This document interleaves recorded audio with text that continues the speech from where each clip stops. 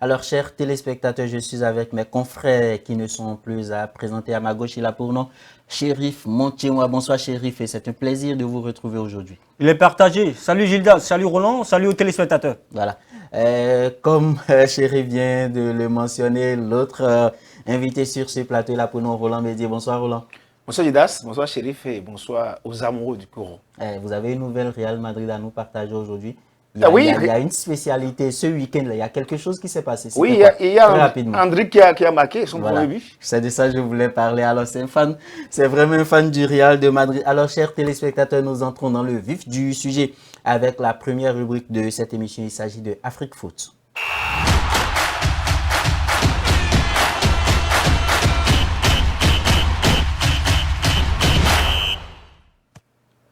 Premier tour préliminaire de la Coupe de la Confédération CAF d'Adjer FC fait sensation sur la scène continentale en passant le cap du premier tour. Pour sa première participation, d'Adjer FC écrit l'histoire après son match nul au Nigeria. Les ambassadeurs de la SONEB se sont imposés à domicile 2-1 du coup, et enregistrant leur qualification pour le deuxième tour préliminaire de la Coupe de la Confédération. Avec la complicité de la réalisation, nous allons suivre le résumé de ce match qui opposait d'Adjer FC aux Warriors du Nigeria.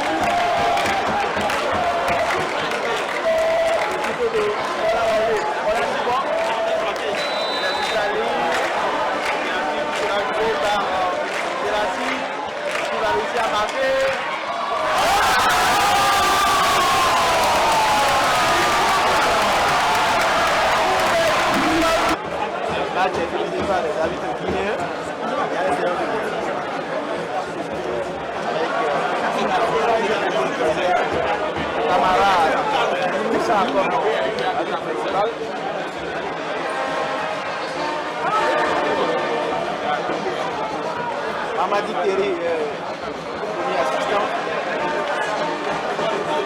Fadiga Kaba, deuxième assistant.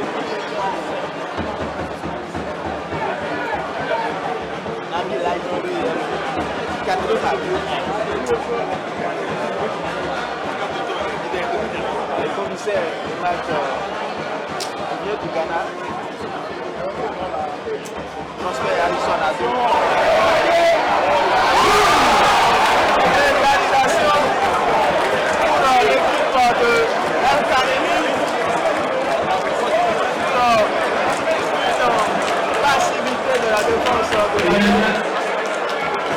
à la 37e minute de jeu.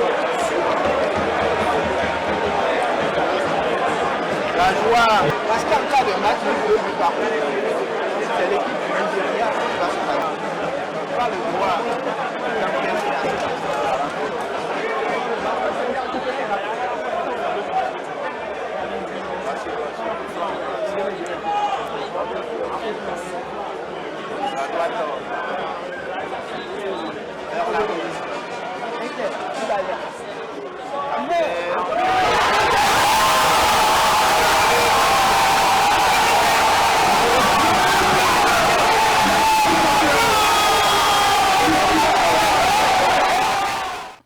Voilà le score final de ce match. C'était de 2-1 en faveur de d'Adjei FC. Alors, à l'issue de ce match, le coach de cette équipe s'est arrêté à nos micros. C'était lors de la conférence de presse avec la complicité de la réalisation.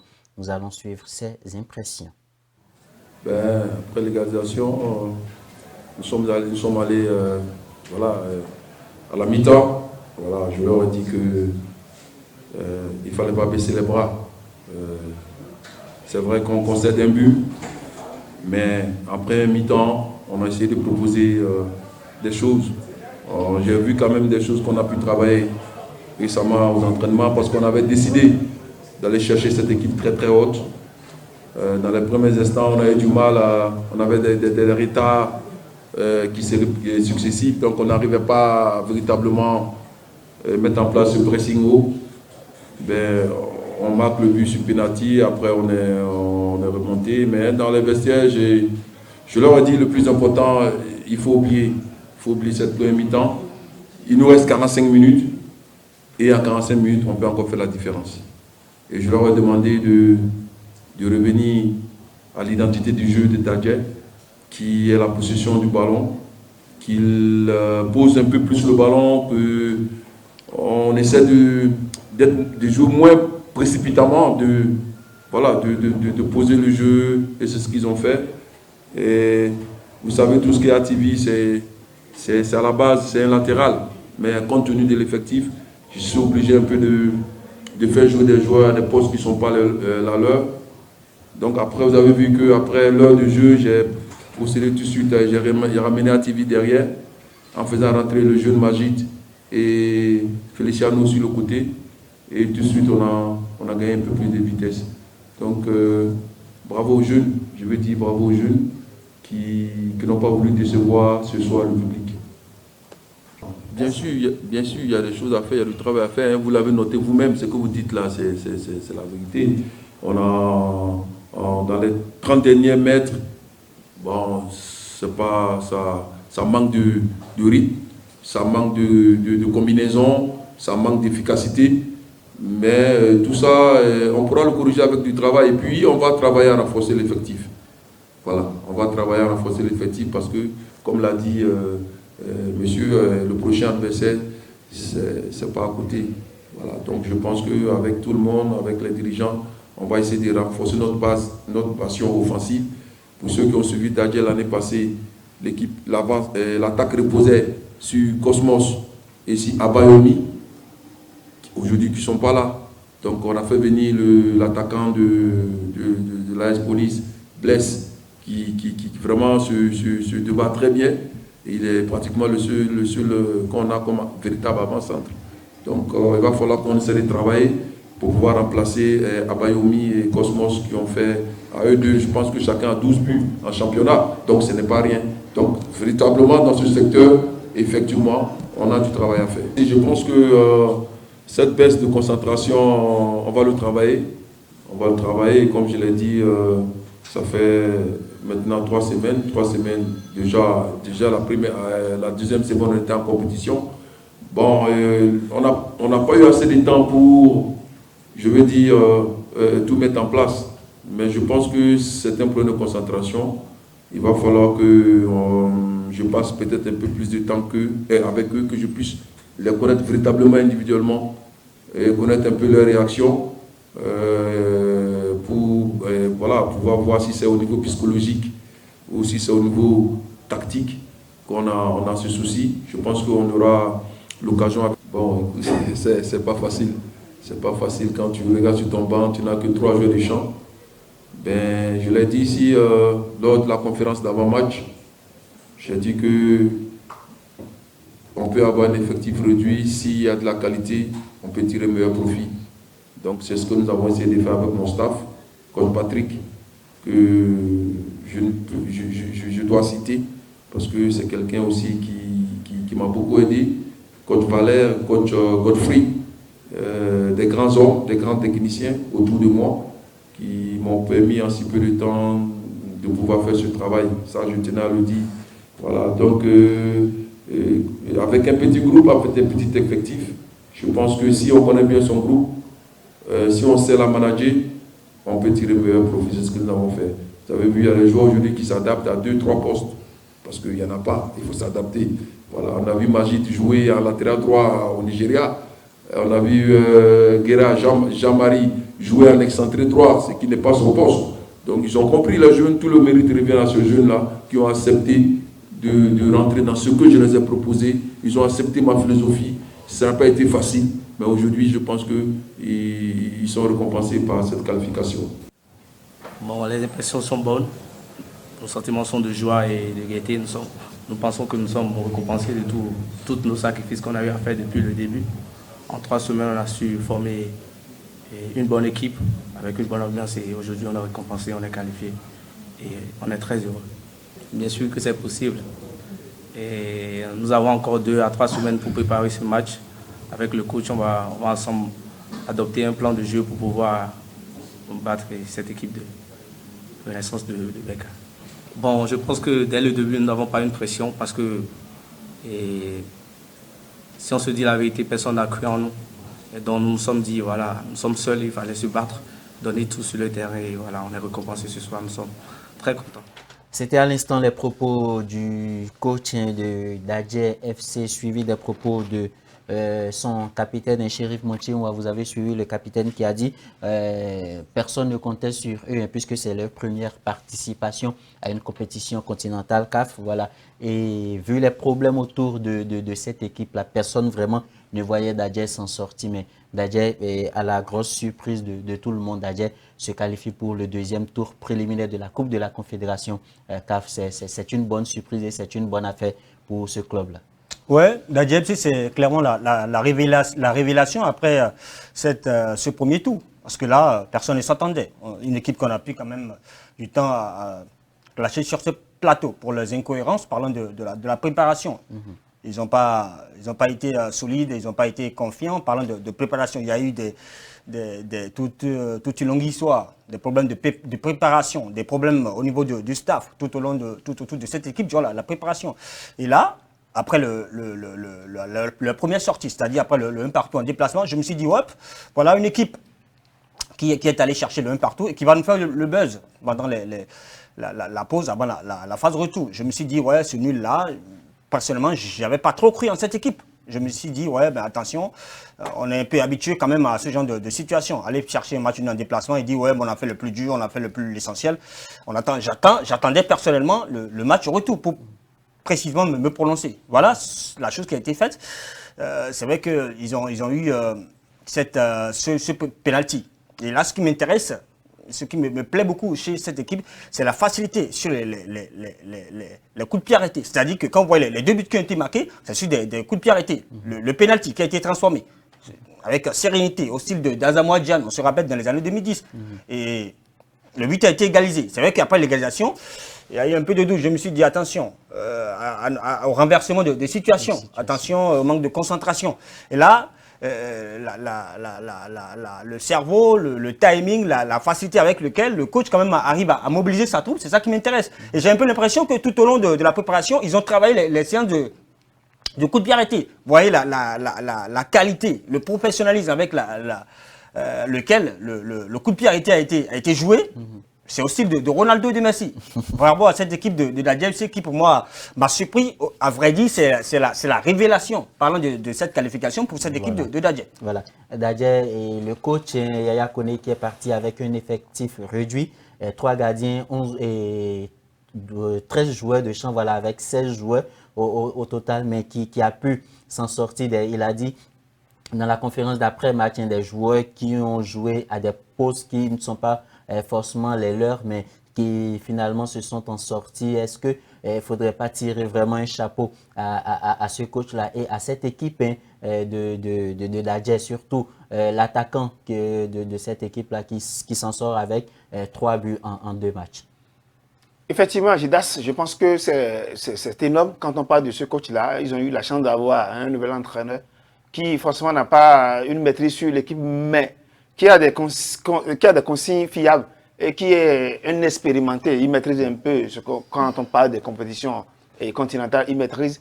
Et la chance qu'il a aussi, je pense que ces consignes ont été, comment dirais-je, bien travaillées, reçues et appliquées par ces joueurs. Parce que, vous savez bien, vous parlez de 16 joueurs. Maintenant, c'est-à-dire qu'ils n'ont pas forcément beaucoup de joueurs au banc, mais ça m'étonne. C'est leur première préparation. Et ils ont fait cet exploit-là, ce pas-là, c'est véritablement, il faut saluer. Moi, je dis, les consignes étaient claires, parce que quand tu veux, c'est la première préparation, ils ont un mental d'acier, ils savent ce qu'ils attendent, c'est un objectif. La participation. Oui, très bien. Donc, c'est la première participation, ils ont un mental d'acier, ils savent ce qui les attend. Et puis, ils ont aussi respecté les consignes du coach. Je vous l'avais dit tantôt, le coach n'est pas des moindres, donc je pense que c'est une équipe que moi j'apprécie. Et l'attaquant aussi qui a marqué, il est à deux matchs, 3 buts, c'est formidable. Il a réussi à marquer, même à l'extérieur, au Nigeria, ici aussi, il a marqué 2 buts, c'est exceptionnel. Et il faut saluer l'étranger parce que c'est un Ghanéen, il n'est pas béninois. Et il maîtrise aussi le football africain. Bravo à cette équipe qui a fait forte sensation. Ok, voilà. C'est vrai que dans ce match en face, il y avait une équipe quand même qui n'était pas assez robuste comparativement aux autres qu'on connaît, égyptiens, camerounais ou ivoiriens, etc. C'est une équipe qui a joué la 2e division, qui s'est qualifiée, qui a été championne, qui s'est qualifiée pour la première division du championnat nigérien. Donc, c'est pas n'importe, c'est pas une petite équipe. C'est pas une petite équipe. Ben, quand je vois ce qui est en face, ce n'est pas quand même les révélations où on peut me dire, ouais, voilà, une grosse équipe. C'est-à-dire que c'était une équipe prenable. Mais n'en déplaise, on va quand même saluer cette équipe de Dadje FC qui, quand même, a su quand même tirer son épingle du jeu. Voilà. La prochaine manche, ça sera dans 3 semaines, dans moins de 3 semaines, où Dadje jouera la Renaissance sportive de Berkane. C'est au Maroc, c'est pas à côté.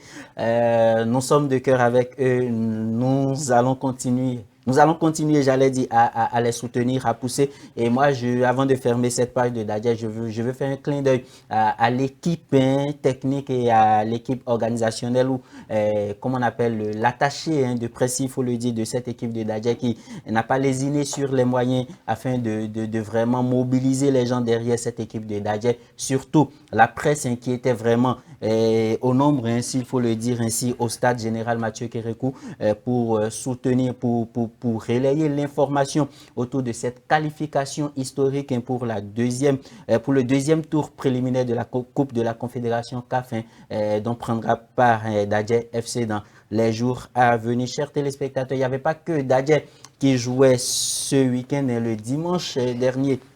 Donc hier, Coton FC de Ouidah, lui aussi recevait à domicile après son match nul de l'autre côté de Bamako face à AS Douane.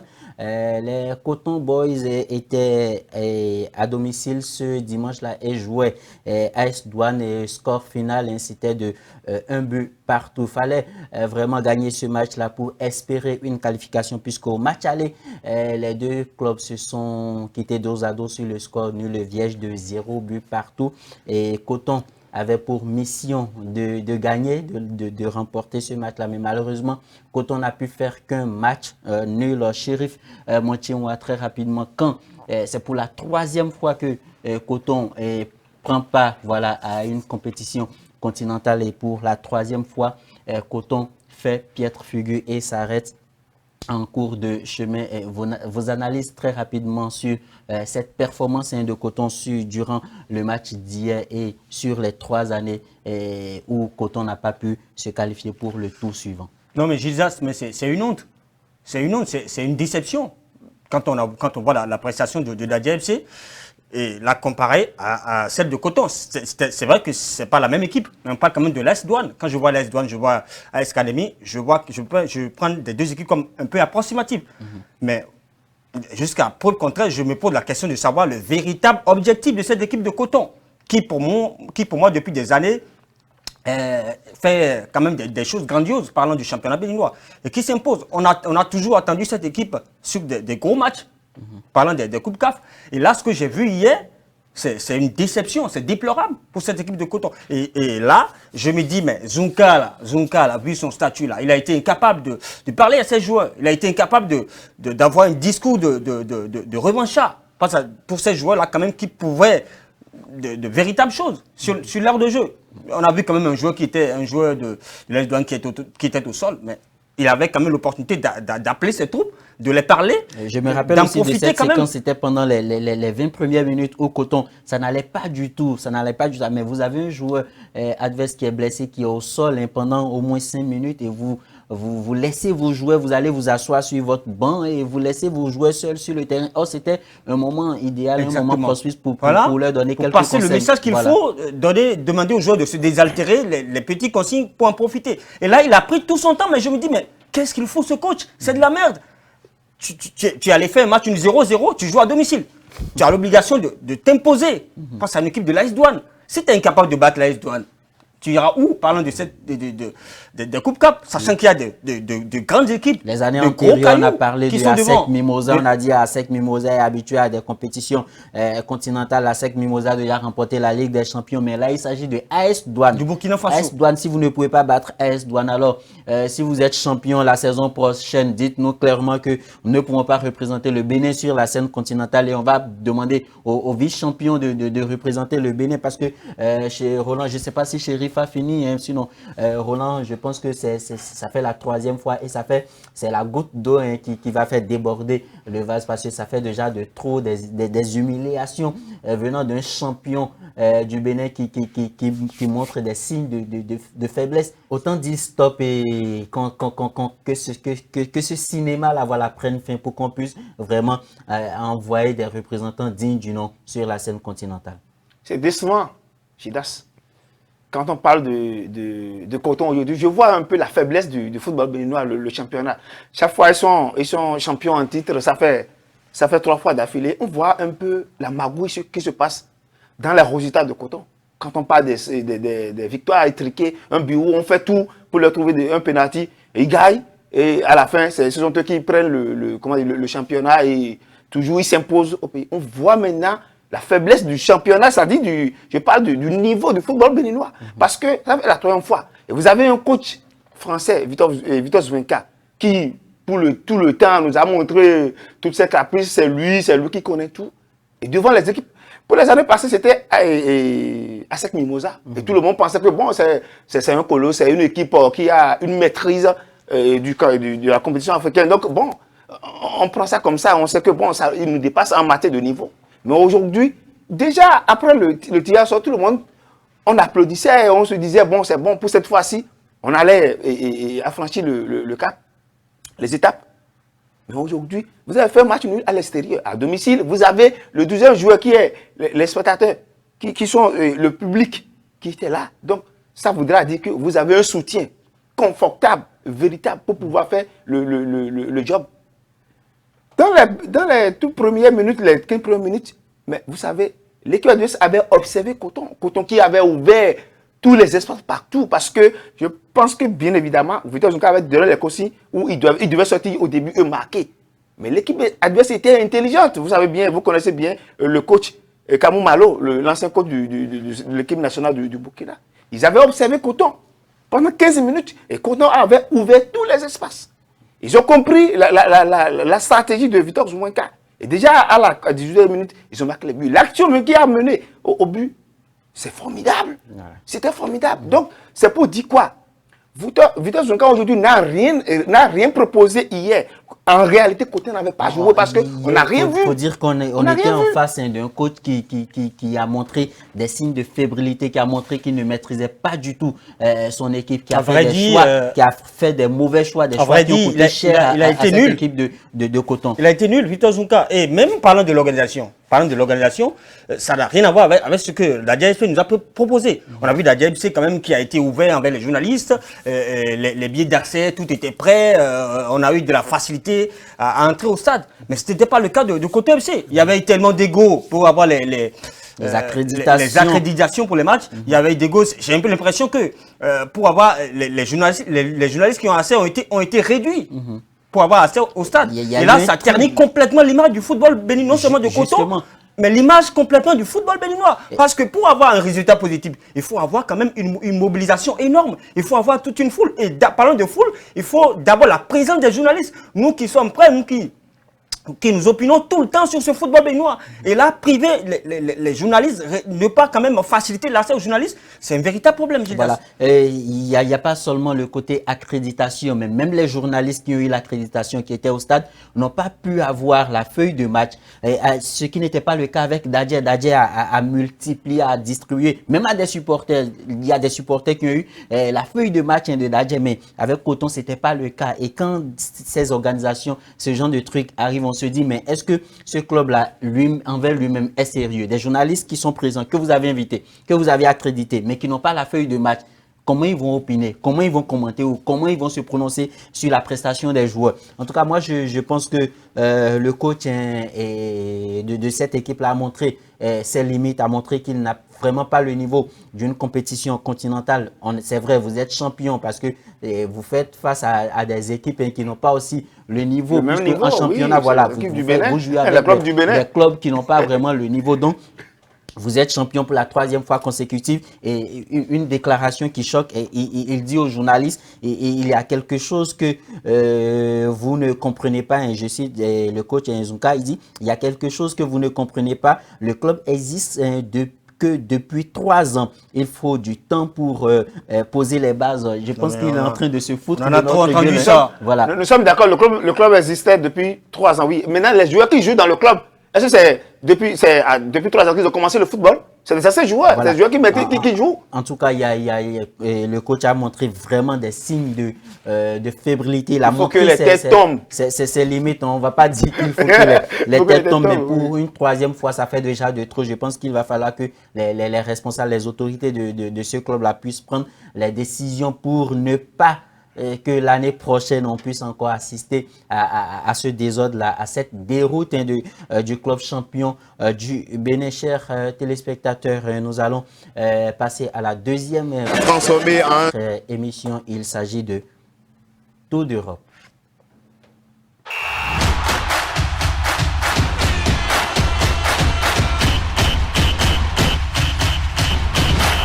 Ah ouais. Dans Tour d'Europe, nous allons déposer nos valises en Première Ligue en Angleterre et suivre le résumé du match de Manchester City, le champion en titre qui était opposé à un premier. Le score était de 4 buts à 1 en faveur de Manchester City avec un triplé de l'inarrêtable, le géant norvégien. Il s'agit de Erling Haaland. Personne, le ballon freiné face à Moric, c'est Moric qui s'est fait prendre et Erling Haaland s'est récupéré par Haaland, la frappe d'Erling Haaland. Voilà, il n'y avait pas qu'à l'Etihad Stadium qu'on avait plusieurs buts, 4 buts de Manchester City. Le plus large score de ce week-end, c'était de l'autre côté de Chelsea. Et voilà, Chelsea qui s'est imposé 6-2 face à Wolverhampton. Le résumé avec la réalisation. Barrage de Ligue Conférence, et voilà. Oui. Eh bien pourquoi pas, oui. Palmer, l'aspiration, magnifique. Très avec ce coup de tête et l'égalisation. Manoué qui est le triplé. Les taux centraux en retrait, magique. Que c'est bon le football.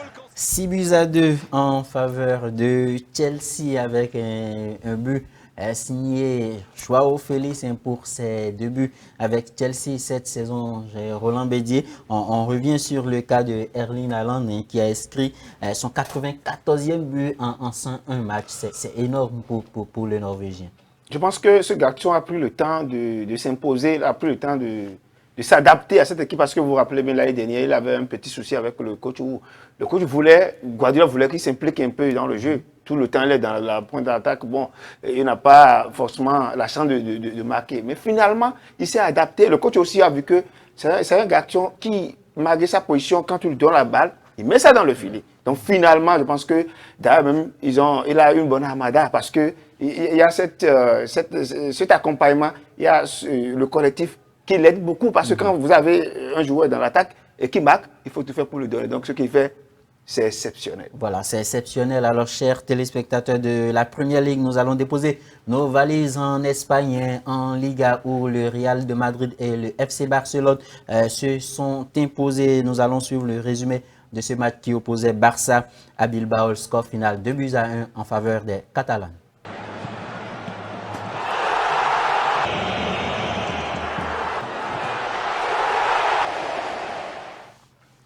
Le Real de Madrid, de son côté aussi, s'est imposé sur le score de 3-1 face à un autre club de la capitale d'Espagne, face à un autre club de Madrid. Et une spécialité, une particularité dans ce match, c'est que Endrick, le jeune prodige brésilien, a inscrit son tout premier but avec le Real de Madrid. Le résumé avec la réalisation.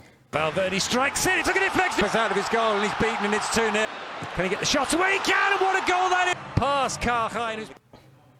Voilà, après son nul lors de son premier match de la saison, le Real de Madrid à domicile devrait s'imposer, ce qui a fait 3-0 avec le but de Endrick. Et de l'autre côté, Lewandowski a inscrit son 3e but en 2 matchs. Chérif Montier, on voit très rapidement les deux clubs, les deux gros clubs de cette Liga sont en train de s'éloigner petit à petit.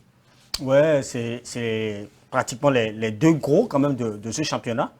C'est vrai que lors de la première journée, les choses se sont mal passées pour le Real. On l'attendait quand même surtout sur sa deuxième sortie. Effectivement, les choses se sont bien passées avec une révélation. Et Endrick, le jeune quand même qui a réussi à marquer. On va quand même pas tout de suite faire le loge de ces deux-là parce que là, nous sommes en début de championnat. Le Barça a marqué, a gagné, le Real a marqué, a gagné, sauf que Mbappé n'a pas marqué. Voilà. On attend de voir la suite. On attend de voir la suite. De l'Espagne, nous irons en Bundesliga, en Allemagne, et parler du champion en titre, le Bayer Leverkusen, qui a repris ses vieilles habitudes, puisque le Bayern Leverkusen a arraché la victoire pratiquement à la dernière minute de jeu pour s'imposer 3-2 avec la réalisation. Je vous laisse découvrir le show du Bayer Leverkusen. For Xhaka! Grimaldo and Wirtz! Oh, Hradecky saves!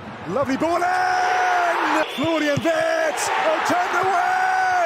Xabi Alonso et ses poulains nous ont offert la spéciale Bayer Leverkusen. J'espère que cette équipe ne va pas nous habituer encore cette saison à cette spéciale. En tout cas, nous les amoureux du foot, c'est ce que nous aimons voir dans un match de football, des renversements de situation. De l'Allemagne, nous irons en France avec Marseille qui a fait match nul à domicile, 2 buts partout face à Reims. Le résumé avec la réalisation. Entrée pour Harry. Fini la frappe pour le but. Rémoise. Pour la fin de frappe, le deuxième but rémois de Jonathan Rowe. Le festival. Frappe, la parade. Greenwood. L'OM est relancé. Après son succès lors du premier match de la saison face à Brest, Marseille a été tenu en échec à domicile, 2 buts partout, chers téléspectateurs. Sans transition, nous allons passer à la 3e rubrique de cette émission. Il s'agit de Autre Sport.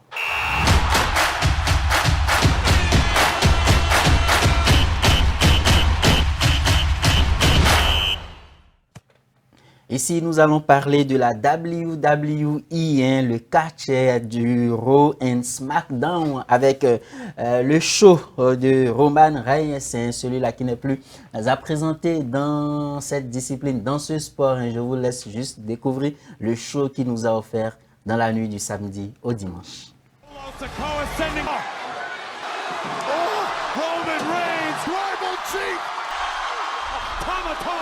As Roman fought Tagaloa, super. Ainsi, sur ces images, chers téléspectateurs, nous allons clôturer cette émission. Roland Bédier, merci d'être resté des nôtres jusqu'à la fin de cette émission. Oui, merci Jidas, merci aux téléspectateurs, un plaisir d'être à vos côtés. Chérif Montier, ça a toujours été un plaisir de vous recevoir sur ce plateau pour parler sport. Il est partagé ce plaisir, surtout avec le catch. Vraiment, ça va très bien. Merci à l'équipe de réalisation qui nous a permis de tourner cette émission. Je vais saluer une personne très spéciale, un abonné de cette émission. Il s'agit de Dejila Carvalho, le président de AS Galaxy depuis Parakou. Merci d'être resté des nôtres, vous aussi.